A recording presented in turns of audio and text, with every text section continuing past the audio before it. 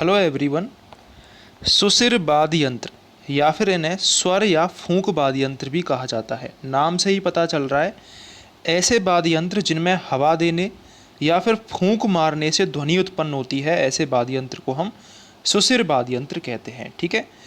निर्माण सामग्री के आधार पर इनको 3 भागों में बांटा गया है। एक तो ऐसे वाद्य यंत्र जो बांस या लकड़ी से बने हुए हों, ठीक है। दूसरे ऐसे वाद्य यंत्र जो धातु मेटल से बने हुए हों, और तीसरे ऐसे वाद्य यंत्र जो नेचुरल बॉडी से बने हुए हो, जिन्हें नैसर्गिक वाद्य यंत्र बोला जाता है। तो पदार्थ के आधार पर, निर्माण सामग्री के आधार पर इन्हें तीन प्रकार में बांटा गया है। फूंक मारने या हवा देने से इसमें ध्वनि उत्पन्न होती है, इस कारण इन्हें सुसिर या फिर फूंक वाद्य यंत्र भी कहा जाता है। ठीक है। अगर आप चैनल पर नए हो तो चैनल को सब्सक्राइब जरूर करें, वीडियो को एंड तक ध्यान से देखें। सबसे पहला जो डिस्कस किया था हमने प्रकार, वो था वुडन, बांस या लकड़ी से निर्मित। इसके एग्जाम्पल हैं बांसुरी, सुरनई, सतारा, नड़, कानी, अलगोजा, भीलों की बांसुरी, तारपी, टोटो, पावरी, मुरला, पुंगी, घुरालियों और बोली। ठीक है।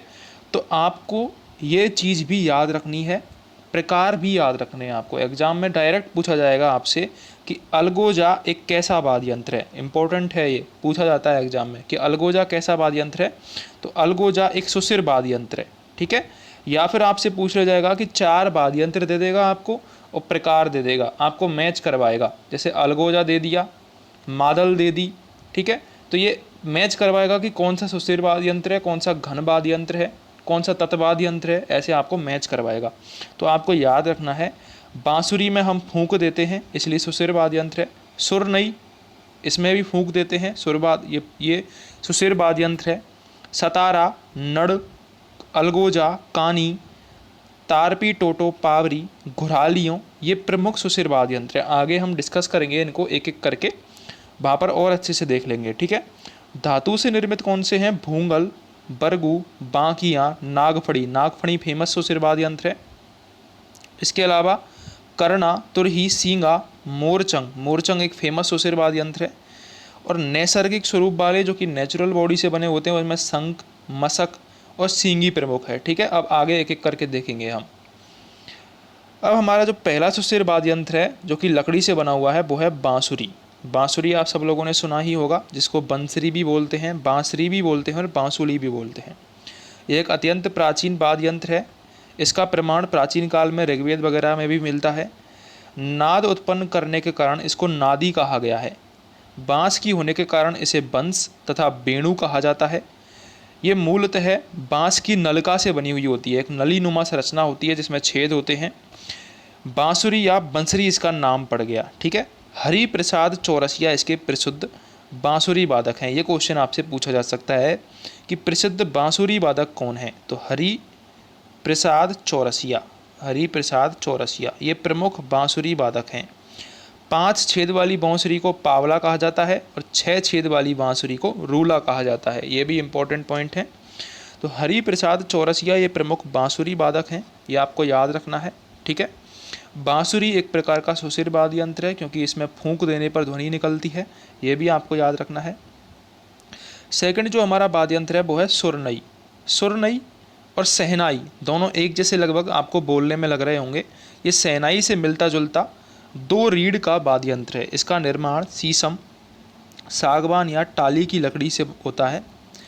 इसमें खजूर तथा ताड़ वृक्ष की पत्ती की रीढ़ लगी हुई होती है। रीढ़ को होठों में दबाकर लगातार फूंकते हुए बजाया जाता है, इसलिए इसे नक्सासी वाद्य यंत्र माना जाता है। इसको नाकसासी यानी कि नक से श्वास देते हुए फूंक कर बजाया जाता है। ठीक है। तो सुरनई, इसको सहनाई भी बोलते हैं। तो ये एक प्रकार का सुसिर वाद्य यंत्र हुआ। इसका वादन होता है वो जोगी, भील, ढोली और जैसलमेर क्षेत्र के लंगा जाति के लोग करते हैं। इसे नफीरी या फिर टोटो नाम से भी इंगित किया जाता है, पर ये अलग अलग वाद्य यंत्र हैं। ठीक है। अगला जो हमारा वाद्य यंत्र है, प्रमुख वाद्य यंत्र, सुसिर वाद्य यंत्र, वो है सतारा। अलगोजा, बांसुरी और सहनाई का समन्वित वाद्य यंत्र सतारा होता है। 2 बांसुरियों वाला युग्म साज सतारा अलगोजा से मिलता जुलता वाद्य यंत्र है। अलगोजा की बांसुरी बांस की होती है और सतारा की बांसुरी बांस की नहीं बल्कि केर की लकड़ी की होती है। डिफरेंस है अलगोजा में और इसमें सतारा में। जो सतारा की बांसुरी होती है वो केर की लकड़ी की बनी हुई होती है और जो अलगोजा की बांसुरी है वो बांस की बनी हुई होती है। ठीक है, तो ये भी एक सुशीर वाद्य यंत्र है। बांसुरियाँ अगर बराबर लंबाई की होती हैं तो पावा जेड़ी कहलाती हैं, छोटी बड़े होने पर डोड़ा जोड़ी कहते हैं उनको। ठीक है, सतारा में बांसुरी, अलगोजा व शहनाई तीनों वाद्य यंत्रों के गुणों का समावेश होता है। अलगोजा से समानता होने के कारण इसे छोटा अलगोजा भी कहा जाता है। जैसलमेर के भाट और मरू प्रदेश के चरवाहों का एक प्रमुख वाद्य यंत्र है ये। ठीक है, क्वेश्चन आ सकता है कि जैसलमेर के भाट और मरू प्रदेश के चरवाहों का प्रमुख वाद्य यंत्र कौन सा है, तो वो है सतारा। क्वेश्चन ऐसे भी आ सकता है कि अलगोजा, बांसुरी और शहनाई इसका समन्वित यानी कि इनके तीनों गुणों को रखने वाला वाद्य यंत्र कौन सा है, तो उसका भी आंसर सतारा होगा। ठीक है, और ये तो आपको रखना याद है ही कि सुशिर वाद्य यंत्र है सतारा। ठीक है, अगला जो वाद्य यंत्र है वो है नड़। राजस्थान के पश्चिमी रेगिस्तान में चरवाहों एवं भूपों के द्वारा कगोर की लकड़ी से बना हुआ होता है। नड़ नढ़ या कानी कहलाता है। इसमें 4 छेद होते हैं।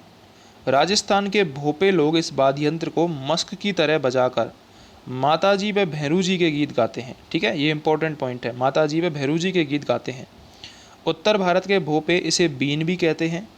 जैसलमेर का भील कर्णा भील नड़ का प्रमुख कलाकार है। इंपॉर्टेंट क्वेश्चन है ये, क्वेश्चन डायरेक्ट पूछा जाएगा आपसे कि कर्णा भील किस वाद्य यंत्र का ख्याति प्राप्त कलाकार है, तो नड़ वाद्य यंत्र का ख्याति प्राप्त कलाकार है कर्णा भील।